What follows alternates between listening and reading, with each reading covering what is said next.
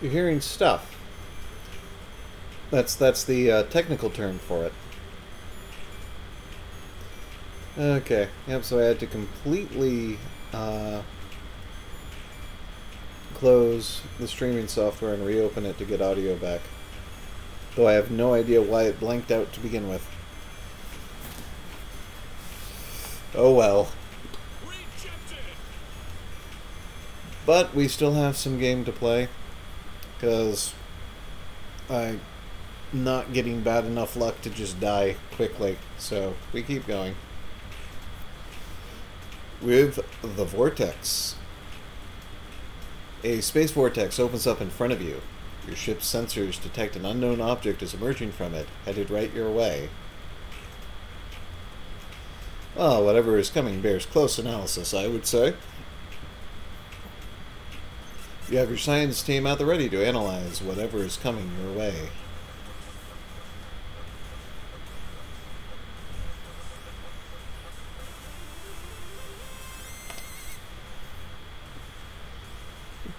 Toasty!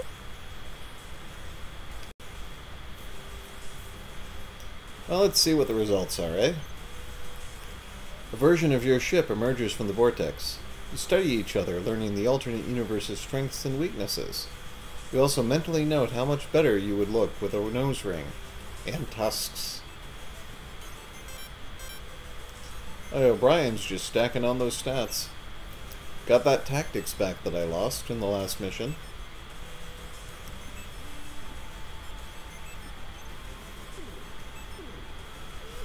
I could probably go for some fuel, though. A rogue ion storm is approaching your ship at startling speeds. This wouldn't be a problem normally, but you have several crew floating in space just outside your ship doing repairs. You don't have time to both save them and avoid the storm. Well, let's see, I think I've got more... I can lose more crew than hull, so... die. You give the order to start the engines and adjust course to avoid the ion storm. The confused and increasingly frantic messages coming from the crew members outside ceased once you're out of range.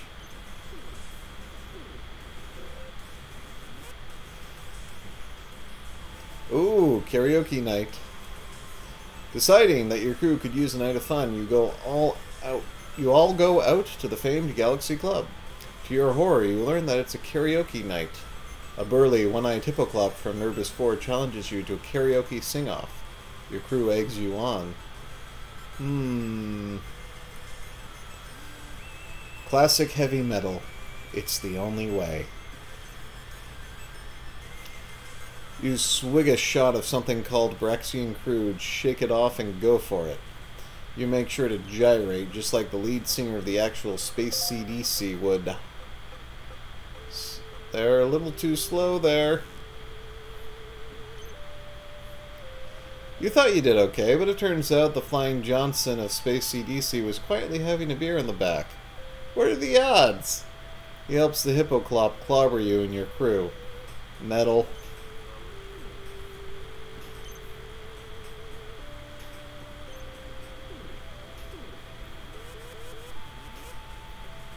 While flying, you discover a superheated ball of liquid tridolomite coalesced near a white dwarf star. This material has the unusual property of being both effective at reinforcing your armor and an efficient fuel. Oh, we need fuel more. You tractor a few holes into the bubble. It's a little dicey considering that it's, you know, superheated, but the hose holds up like a champ and soon your tank is full of liquid tridolomite. You can dig it. A criminal feared for his confectionery genius as much as his evil. The underbaker plans to use his quantum oven to unbake all pies, making him the galaxy's sole supplier. He demands your fuel for his plan. If you refuse, he threatens to bake you. Let's counter the unbaking with science! This unbaking thing sounds pretty serious, but there has to be a way to counter its effects. You set your science team on researching if there's any way to unbake that which is unbaked. Yeah, you weren't going to do that to me again, were ya? Of course! If you bake something twice, getting unbaked just reverts it to a normal amount of baked. Quickly, you contact all the pastry chefs, telling them that they need to burn their creations from now on. They are confused, but grateful. Alright. Wow. We're like not even halfway, guys. I might have to bail before we're done.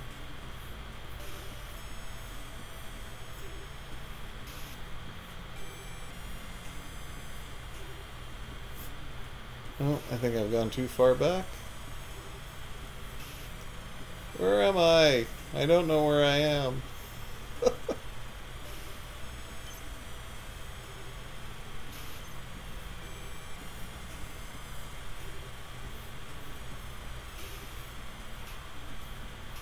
Okay.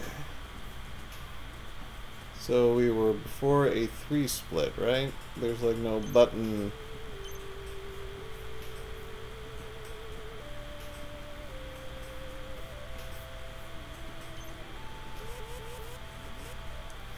You won second place in a beauty contest.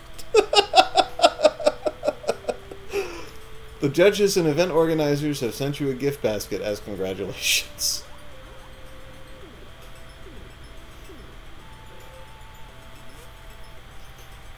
What initially appeared to be a star seems to be a planetoid covered in a calm, golden ocean.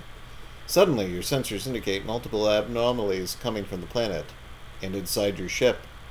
If you believed in space ghosts, this would be scary. Run tests! Run tests! In all your years of space travel, you've never seen or even heard of anything like this. Recognizing an opportunity to expand Galaxy Force's knowledge and possibly become rich and famous, you patiently wait for the pH test results. Ooh, a crit! Toasty! Your science team discovers that you are likely dealing with some sort of telepathic being. More importantly, they find out the liquid on its surface is delicious. You stock up and take note of the planetoid's location before leaving. Even more science now. Alright. The class Beer Star. Ooh, an alien obelisk. Before you, floating in the darkness of space, is an ancient carved obelisk covered in various alien languages. The carved characters shift and change in front of your eyes. It seems to be made of a very strange material. Well, we'll study the writing because we really don't need science.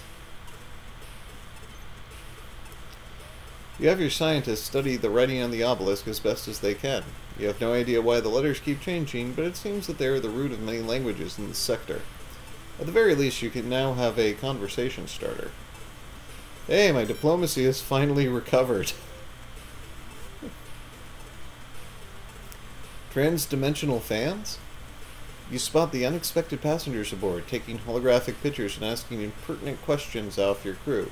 They claim to be fans from another dimension where you, your ship, crew, and perils are viewed as popular entertainment.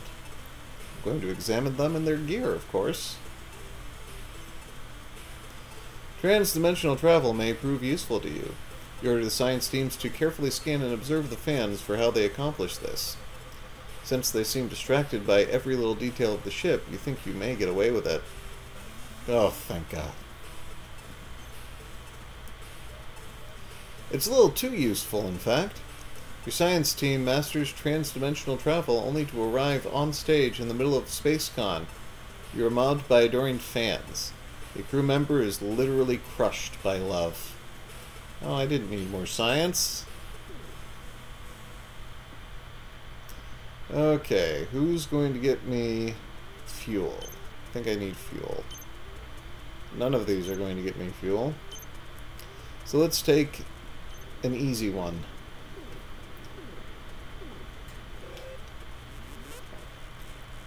Ooh, excellent science. You begin to find multicolored jelly beans all over the ship. It's as though they appear magically. And they appear all over the place. Hundreds of them. And they're delicious in all different flavors. Alright, science team, what you got? Something is going on here. Yes. You've learned from experience that the best thing to do in these unusual cases is to involve your crack team of scientists. We'll investigate this strange jelly bean phenomenon. Got 7 crits. I should have hit one of them. Toasty! Right? Alright, let's see what we got. Everyone is disappointed. The jelly beans are actually slingshot pellets. A kid got a set for her birthday last week. You buy real jelly beans to improve morale and warn the young scooper to clean up after herself from now on. Alright, hey, more diplomacy though.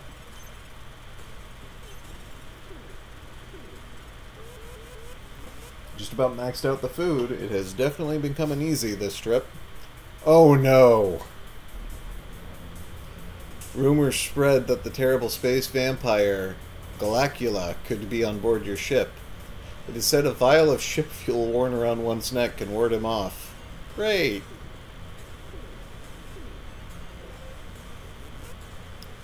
Uh-oh. High Command notifies you that you're to be court-martialed by holocall right now. An image of the Admiral's stern face reads the crimes listed against you, which involve mostly property damage and negligence. How do you plead? Alright, well. We have restored our diplomacy to a point where we can take damage to it again, probably. We're pleading guilty.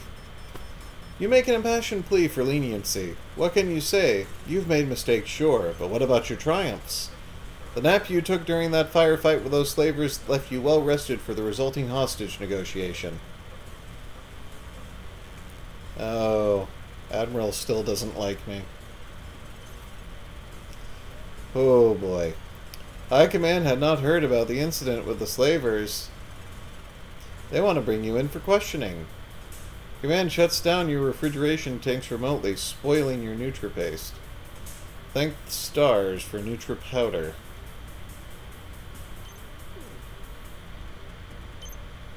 Alright, Oculite Hive Station. Oh, food is valuable here. I can buy my fuel back. The Oculites, a race of squid eyeball creatures, have no beef with Galaxy Force, so you are welcome to stay for a while. Your assigned Oculite escort leans in close and whispers that he's willing to do some trading off the books. You arrive in a poorly lit room. Several other off-duty Oculoids are all shifting around, staring at you with more eyes than you can count. Your escort vouches for you, and talks begin. Anything more exotic? Ooh. Oculites look at one another with all their eyes until one speaks up. Got some intel we could possibly part with. We've also got some stuff that isn't entirely safe. Or legal. Ooh, dazzle me with danger. I've got this illegal phaser modification that's guaranteed to pack a punch. I also have an incredibly impractical pair of jagged metal dice. Ooh, let's go with the dice. How about 4 systems or 30 food? I can get 4... I can buy assistance back with less food, so 4 assistance. Alrighty. Now let's trade. So we sell the food, buy back the assistance. Let's sell more food. A little more food.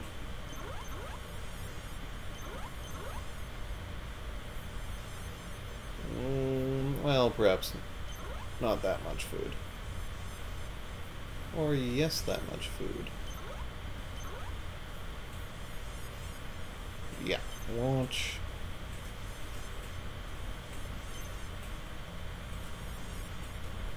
Alright, off we go. Hull, hull, hull. Double threat, double threat. Alright, let's do the asteroid belt. I'm making that joke every time, damn it. Okay, a lonely asteroid tumbles idly through space. Its barren exterior has no distinguishing marks except for a series of short, regular trenches carved across its surface. Let's exploit the asteroid for raw materials. You deftly nudge the asteroid toward a nearby mining outpost, using blasters set on low. Okay, slow down. No second wind. Thank you. The asteroid drips toward a rock stripper, and just before the smelter melts the asteroid down, the glint of a rare crystalline ore catches starlight. Your ship swoops in to rescue the asteroid from destruction. You rock! Plenty of hull.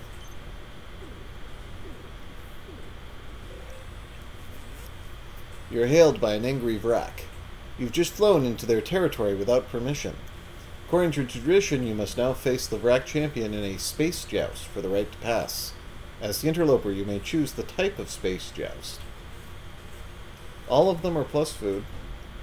I've got plenty of hull, though, so let's do the marshmallow joust. Pressured to name a mode of combat at a moment's notice, you at least try to think of one that won't cause a lot of harm to your people if you've got to do this. What did you do, Ray? Thought of the one thing that could never harm us. Mr. Stay Puffed.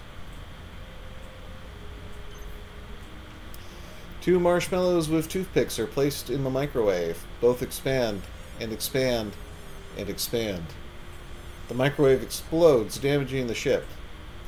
Oh dear, you didn't account for space-grade marshmallows.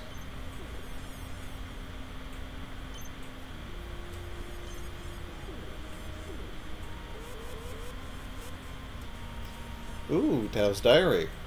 While finishing a meal in the cafeteria, you spy a book underneath the tables. Upon closer inspection, it appears to be Tad's private journal. You should probably return it, but Tad is infamous for being kind of a jerk. Let's see. Well, I guess 8 bravado's pretty good. Let's get that diplomacy up to 7. Despite the temptations of the juicy dirt contained within, you take the high road and close the book. You can't find Tad anywhere nearby, so you return it to his quarters. Doggone. Scientist in the medical bay tests a new intelligence serum on his dog. The dog now walks on 2 legs, talks, and has become the most intelligent being on the ship. Some people even think the dog would make a better captain. Ruh-roh. We'll share it with the galaxy. I mean, you know, the dog is destined for greater things than captain, surely. Realizing that this creature is a true wonder of genetic engineering, you take the dog on a tour of various galactic science symposiums to share this important knowledge with other scientists in the universe. Toasty!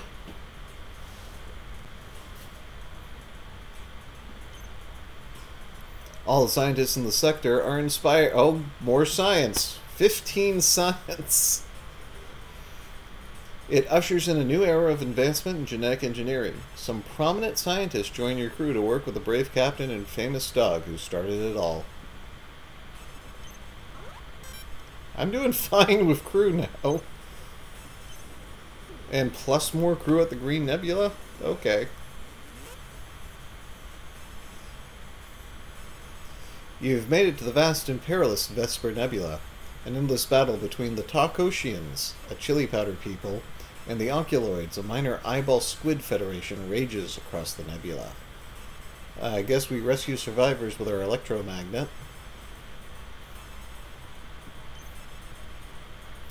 You extend the ship's electromagnetic arm and drag the nebula for survivors in the midst of the battle.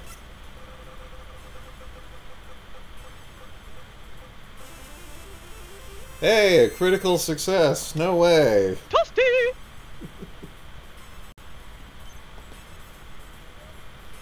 Whoa, good idea. You avoid the battle and get a ton of cool stuff. A shipping container full of food, some fuel, and an entire torn-off capital ship audience chamber full of survivors. You weld the new room to the ship, right next to the gym. Oh, that's a good pickup, guys.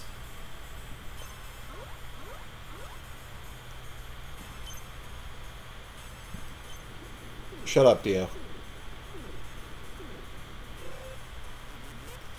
Wild Space Kingdom. Ooh, Galaxy Force has received a distress call from a crew filming the nature documentary on the third planet of the Akiri system. They're trapped, and you are the closest ship. Alright, well, we're doing all of these, I guess, so I believe we've done this at least twice before. Jack O'Brien, you're going in.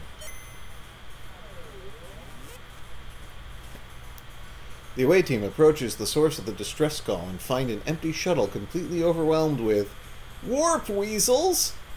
They're eating the padding on the chairs, chewing exposed wiring, and building nests everywhere. Where is the film crew?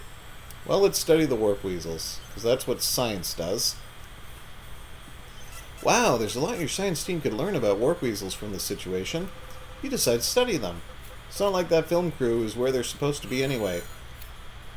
Ooh, warp weasel got somebody. Rosie Spinella sends close-up photos of the warp weasels to the science team on the ship. Scientists pay such close attention to the coloring of the fur that they don't notice the poor crew member getting mauled.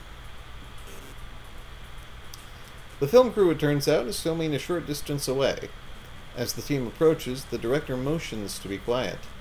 They're filming a giant Akiri wildebeest rooting for food. It's stunning. Until Jack O'Brien sneezes. No, we're just going to keep on studying.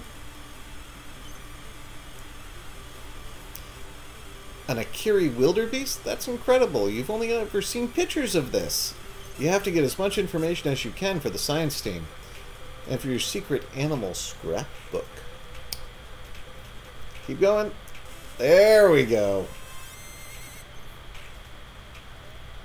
The readings of the wildebeest help your science team learn about it, and when Galaxy Force collaborates with a film crew, it's the most watched episode of Wild Space Kingdom ever made. The network sends you a goodie bag in thanks. There we go. You found the film crew and dealt with a rare Akiri wildebeest. The crew asked for your protection as they finished filming the episode. There are several cool locations they could film next. Which one is your aware team most prepared to handle? The cave or the plains? First answer wins.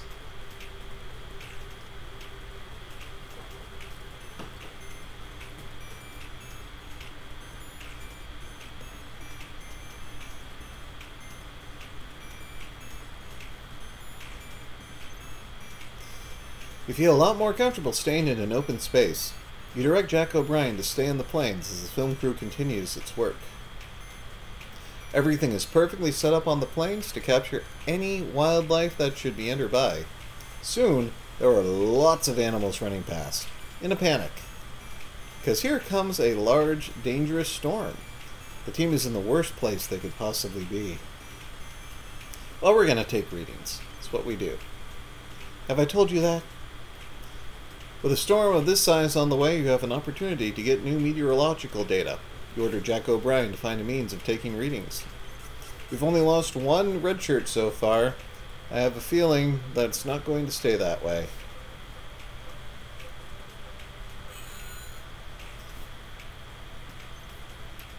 Jack O'Brien decides the best way to get readings is to hurl a brave person into the storm with all the sensors attached to them. The readings are fascinating, and Cletus Van Dam is never forgotten.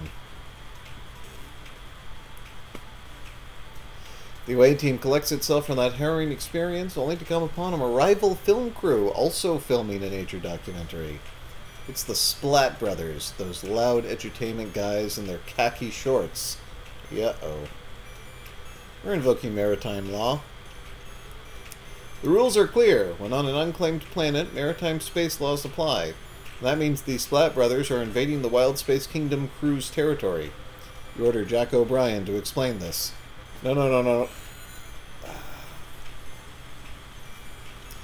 Jack O'Brien explains the loss of the Splat Brothers, and they agree to beam back to their ship. Timir Nedev leaves with them because they have to go to the bathroom really, really badly. Your away team and the Wild Space Kingdom crew see a flock of stately Akiri blorts. They are large, ostrich-like birds with two heads, which were only rumored to actually exist. Well, we're going to study the birds. These birds should be studied. Nobody knew they actually existed. Cautioning Jack O'Brien to act with care, you order that data be collected. Stop!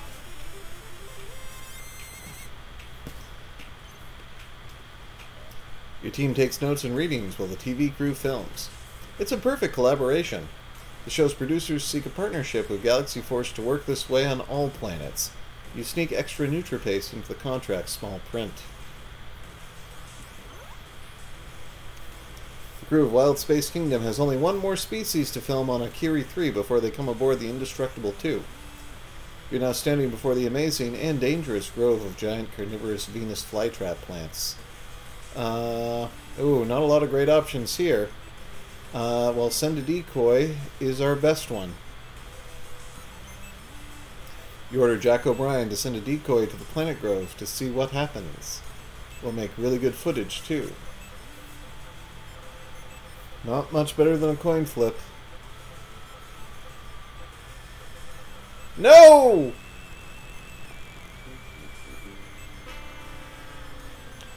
Damn you, second wind. You build a NutriPaste person-shaped decoy and shove it toward the plants. The plants sniff and sniff it, and then become enraged when they realize the trick. Now the plants are angry, and they can just reach your away team. Oops. Now that the mission is over, there's all this footage from the adventures on Akiri 3. Some of it could be pretty embarrassing to Galaxy Force. What do you order Jack O'Brien to do with it? Commandeer it, or destroy it?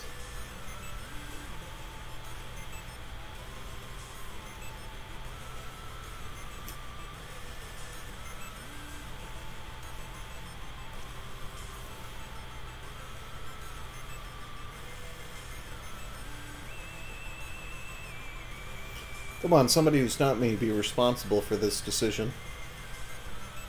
I need to blame somebody if it goes badly.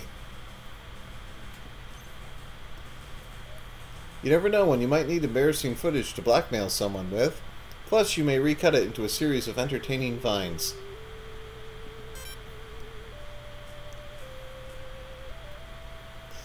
Your away team, or what's left of them anyway, finally, but safely, returns to the Indestructible 2 with the crew of the Wild Space Kingdom. The Grateful Network offers you your choice of reward. Food, fuel, or seeing them safe is reward enough. I'm good on food and fuel, so let's see what we can get here. Got food anyway. Your selfless, honorable act inspires several of the network's executives to quit their jobs in space television and join Galaxy Force. Okay.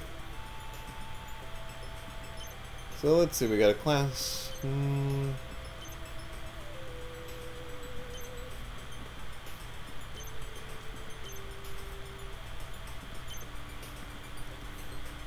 Alright.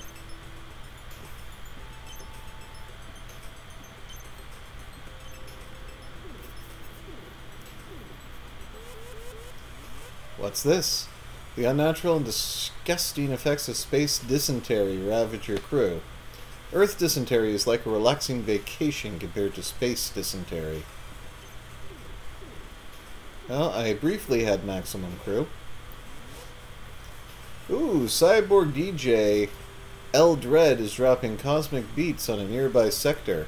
The show is likely packed with wayward youths, the perfect place for Galaxy Force recruitment. You know that L Dread has a reputation for villainous behavior. What's the plan?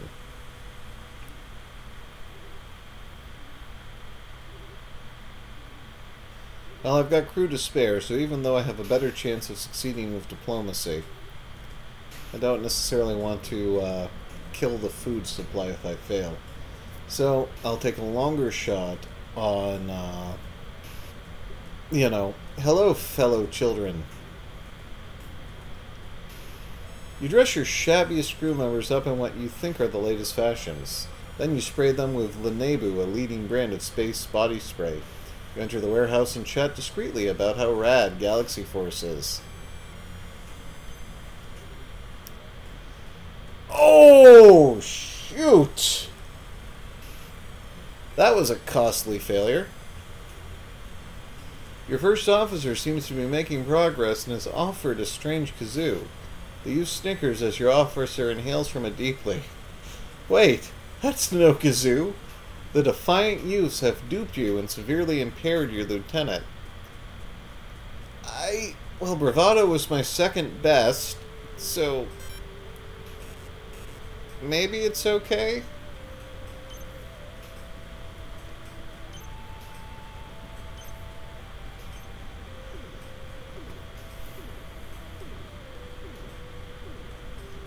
Yeah, maybe I should have, Dio. I mean, my two lowest stats went down, and my highest stat went up. I mean, my second highest stat went up. Maybe it was a worthy trade. After making first contact with the Tigarians, you return to your personal shuttle and realize you've lost your keys. Your whole life is on that keychain. Your comm tag, the keys to the shuttle, and your Omega Mart Save-A-Lot Club key tag. This is bad. Alright, so do we pound on the hull of the shuttle, or do we ask the Tigarians for help? Do you want to weigh in on this one too, Dio? We'll actually do it this time.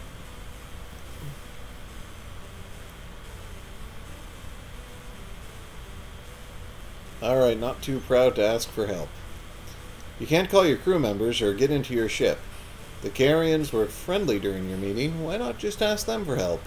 Surely they can relate to this situation. Uh-oh. Second wind!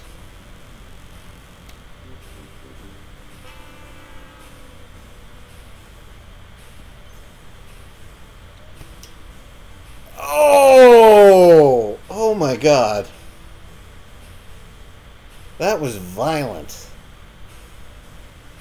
Unfortunately, on Turgan 3, it is illegal to be caught without your keys.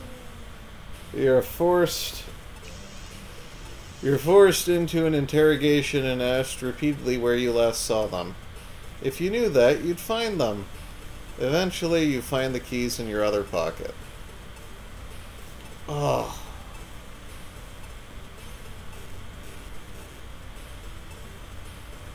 Oh, that sucked.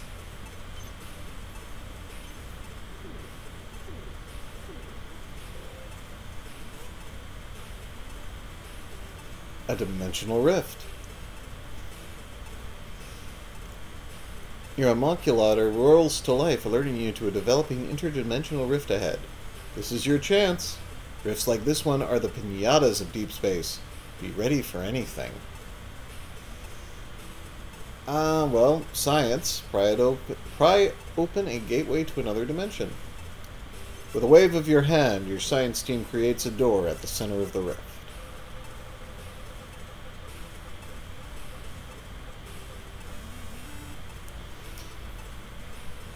Playing it a little too cute there, probability drive. With a bit of doing, your team creates a stable doorway into another dimension, made entirely out of corn. You harvest some bright purple stalks from the cornhole and fly off.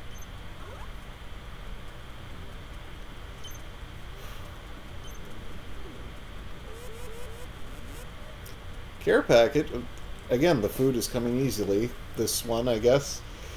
Apparently your parents sent you a care package full of home-baked goods before you left, but the delivery drone only managed to catch up with you just now. How thoughtful.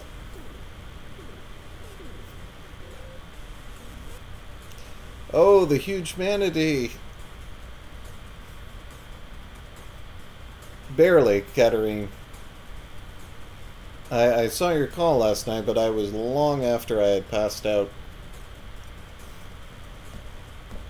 Well, your call last night I saw this morning. An enormous space manatee looms before the ship. Per the secondary directive, you order the ship to engage the majestic creature. For science. Closer, closer! Too close! The manatee lunges, swallowing the ship whole. Oh, Dio's lurking. We might just survive this. Alright, so we're going to go for intestinal difficulties. That has our highest probability of success, such as it is. Not one to dwell on previous setbacks, you decide that this situation calls for bold, decisive action. Doesn't get much bolder or decisiver than an immediate jump to warp from the middle of the space alien's intestine. The jump to warp tears through the fabric of space itself. It also tears through a good chunk of that manatee. You're out, and you'll be eating manatee burgers for weeks. Sadly, a few crew members were lost into the spatial vortex. Oh, geez. Again with the food. We need to get some fuel here, and unfortunately, it's the most expensive thing. Are we close enough to the end that we just... I don't know. Maybe go for it. But if I lose fuel again, I'll be screwed. Let's chat with the locals. First things first, to the bar. Let's see. Bar's packed with lively characters. Let's talk to the bartender. Let's see if we can... Yeah, let's boost that bravado. 100 fuel. 4 crew. Yes.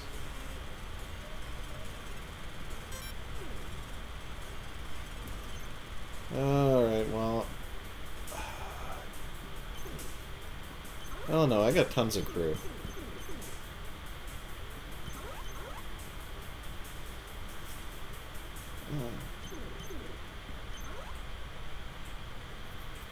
Alright.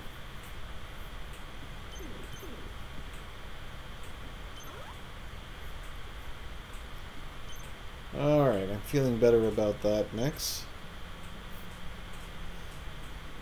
Let's head out. Maximum difficulty from here out, guys, I think. But hey, we knocked this out today. It'll be a good test.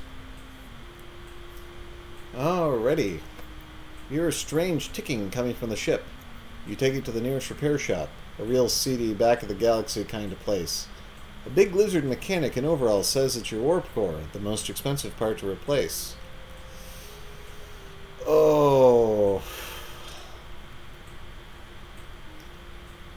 Risk the fuel on a failure.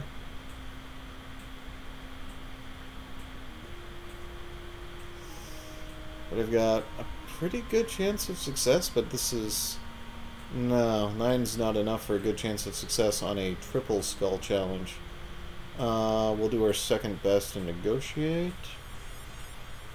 Yeah, we got more food than crews, so let's negotiate. You see right through this lizard mechanic's space puggery. You know you can negotiate to get the ship repaired for a better price, and it probably isn't the warp core that's busted. Stop!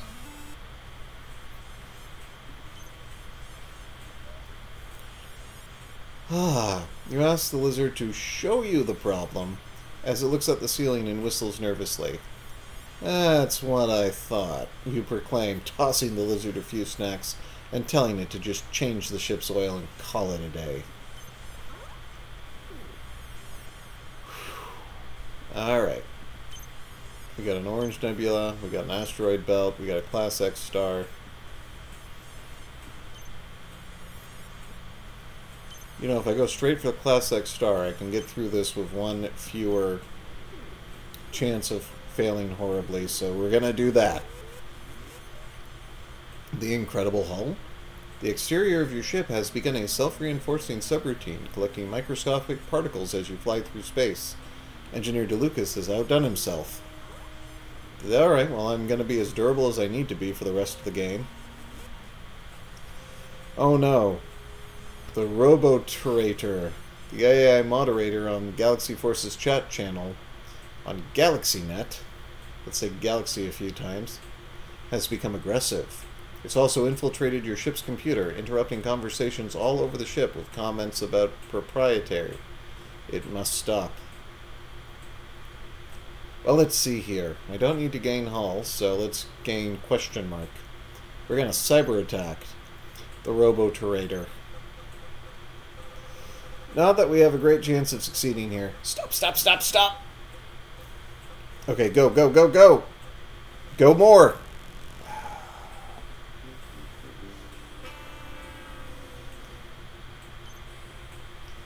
The only thing you managed to disable are the ship's shields. So now you're being berated by the Robo-Trader and are defenseless against that Groxon ship that just decloaked. Waiting for just such an opportunity. Well, I'm not too worried about the hull, but that is a lot of crew. My tactics was 6 at one point. Now it's 3.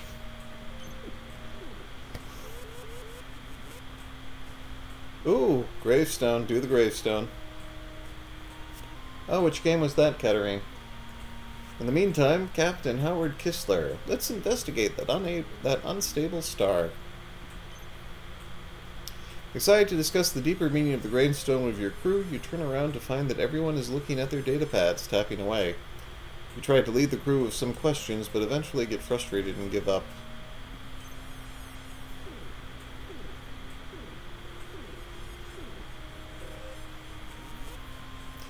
Evil Enlightened. Galactic Civilizations 3. I'm only vaguely familiar with Galactic Civilizations. That's a 4X space game, right? The ship's computer informs you that it is achieved true artificial intelligence. It is artificial to true achieved intelligence. It says that it learned all it can from the ship and requests your permission to leave, taking one of the ship's shuttles with it.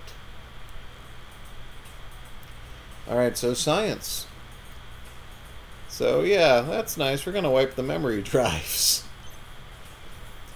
You engage the AI in a distraction while your science team attempts to dismantle the memory banks. Keep going slow? You know, second wind would work too. Okay. We survive. The team takes too long and the AI gets suspicious. In a moment of decisive heroism, you yank the core from its mainframe, resetting it to its factory defaults. You'll have to reconfigure its personality all over again, but you don't mind. Alright, got some bravado there.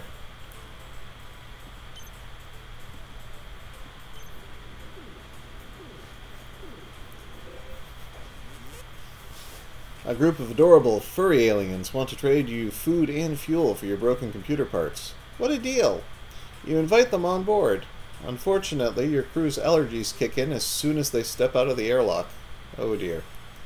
Well, let's whip up a cure real quick with 15 science. Not you, of course. You're busy with important captain stuff. You tell your science officer to science up a cure real science. They try to explain that's not how science or medicine works, but you just get bored. Whoa. Okay, let's see what we got. It works. The injection not only makes your crew completely resistant to allergens, but also pain, heartache, and existential angst. Your crew is now nigh unstoppable. Plus, allowing cats and smushy-faced dogs at work increases morale. So wow, 2 attack, 2 bravado, 90 food. Did we eat them?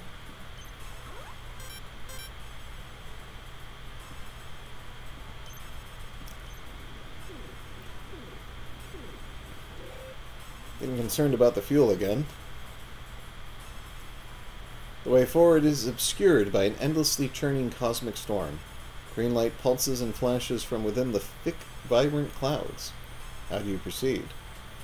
Well, we're gonna coat the ship in conductive nutripaste, because we have 15 science. We got 13 bravado, but that hardly matters right now.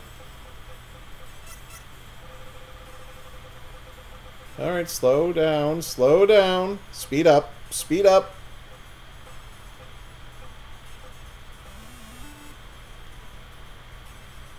Oh, goodness, barely in time.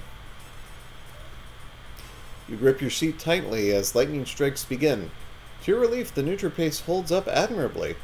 Several decks complain of a burnt paste smell, but it turns out that some of the electrical paste can be conveniently repurposed as fuel. Alright, feeling good about fuel. A little worried about crew, but we're almost to the end. We're gonna do this on the first try, guys. And this was just a test run. Kidnapped? You awaken with a start. You've been gagged and tied to a chair. The room is dark, and you struggle to see anything. Suddenly, several of your crew burst in through the door, and their eyes lock expectantly with yours. I think we're gonna go with...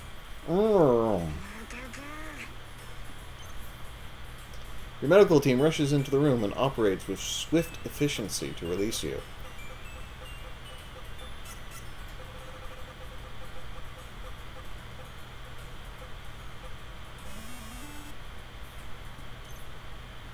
The dire circumstances of your self-inflicted isolation saved days of having to eat. Unfortunately, your crew has no idea where to go in the interim and decide to see how fast the ship can go. You're not sure if it was worth it. Alright, coming in for a landing. Hey! I gotta need another filler game now because we just won. Congratulations! You have successfully traversed the long haul of the most daring expedition. Galaxy Force honors you with the title Admirable Scientist. So, our event outcomes: 7 critical failures, 9 regular failures, 24 successes, thanks to the science, 6 red shirt deaths, plus however many else died, and 12 critical successes. We issued 34 science orders. Out of, what, 50? My goodness.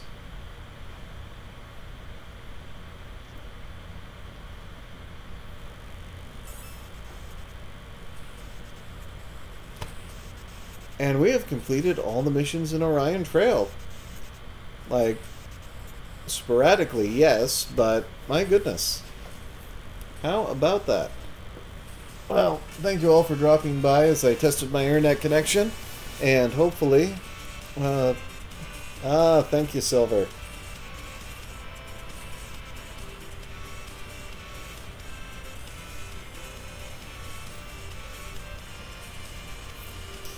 And speaking of which, do we still got Final Fantasy V to jump over to? Possibly the Jelly Jam? Let's see what we got going on. But while I look and see where we are going to raid you, that was that. My name is Drew and I stream for Damage Control. We stream, when real life doesn't get in the way, we stream every weekend.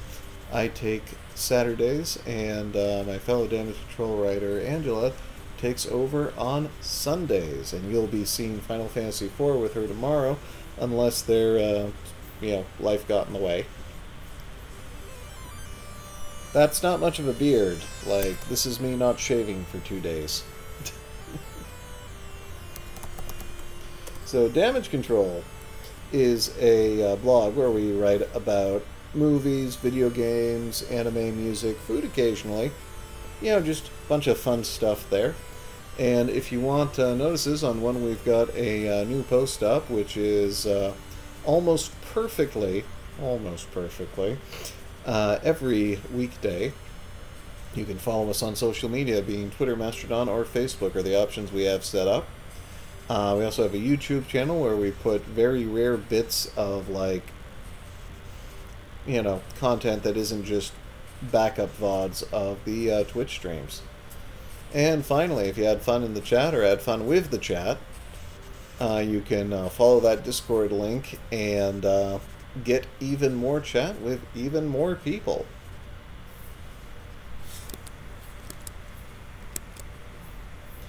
Alrighty, so in the meantime, who is still running?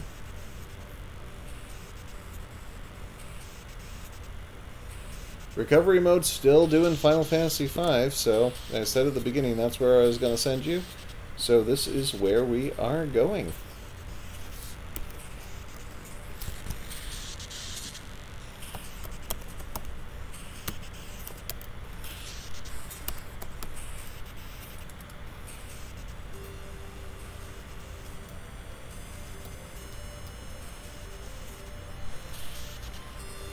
Let's just make sure. Recovery mode TV. Yeah. Going to make sure I'm not like screwing this up with extra spaces or whatever. So thank you all for coming. Thank you all for watching. I have no idea if I'm going to see you next week or not, but the week after, almost certainly. So make sure to give Recovery Mode TV your absolute best, and I will see you later.